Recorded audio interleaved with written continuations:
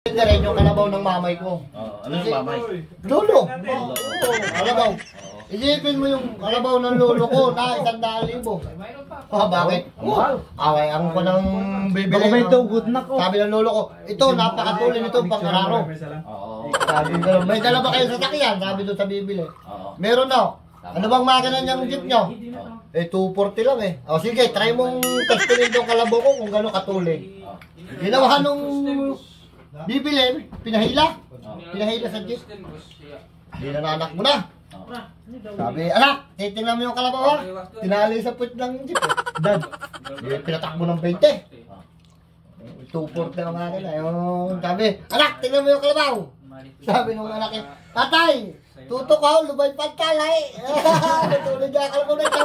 Uy, kinambyo ngayon ng tresyera. Palo ng 40. Siyempre, 240 lang eh. Anak, tingnan mo ang kalabaw. Ako, tatay, lubay pa huwag talay. Tutok pa rin sa atin. Natulog niya kalabaw ito. May kinambyo na ng 40. Oo, ini-80 lang. Tingnan ko ngayon kalabaw ko kikiabot pa. Sabi, anak, tingnan mo yung kalabaw. Ako, tatay, ay lumay pa rin huwag talay. Abay, matulog nga itong kalabaw na ito. Ang ginawa, kinambyo na ng tintak. Sinagad na. Birit na kayo, wala na. Ang takbo hanggang 100 na lang. Yung 240 na waka na.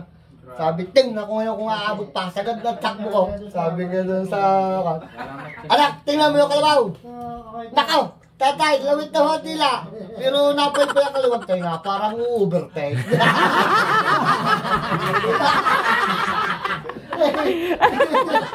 Parang natanong. Marami na talagang kalukuhan.